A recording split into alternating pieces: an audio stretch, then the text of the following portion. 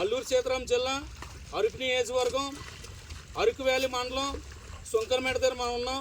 దయచేసి ఆంధ్రప్రదేశ్ రాష్ట్రంలోనూ అలాగే ఇతర రాష్ట్రాల నుండి వచ్చిన టూరిస్టులందరికీ కూడా చిన్న మనవి, అయ్యా దయచేసి మా గిరిజన రైతులు చూడండి.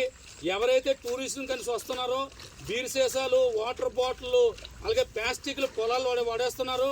ఇలాగా మేము మీ పట్టణంలో పండించేలాగా ట్రాక్టర్లతో మేము వ్యవసాయం చేయం, అంతా కూడా స్వయం ఉత్పత్తి, అంతే మా చేతులారా మేము పంట పండించే టైప్లో మేము చేస్తాం. కానీ గిరిశేఖర గ్రామాలన్నింటిలో కూడా ఏంటంటే ట్రాక్టర్లు గట్టి వెళ్ళాం. ప్రతి దమ్ము పట్టేటప్పుడు ఏంటంటే ఇగో పారతో పట్టి ఆ పారతో తవ్వి దాన్ని మట్టాలి.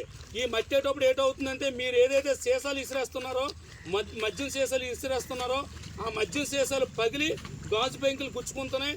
దీనివల్ల ఈ జిల్లాలో చాలామందికి సెప్టిక్లు అయ్యి గిరిజన రైతులు ఇంటి దగ్గర ఉన్నారు. దయచేసి చెప్తున్నా, టూరిజంకి వస్తున్న ప్రతి వ్యక్తి కూడా ప్లాస్టిక్ని ఎక్కడ పడితే అక్కడ పడేయకండి. అలాగే మీరు ఏదైతే గ్లాసులు తీసుకొస్తున్నారో అలాగే ఏదైతే మందు బాటలు తీసుకొస్తున్నారో దయచేసి మీ పుణ్యం ఉంటుంది.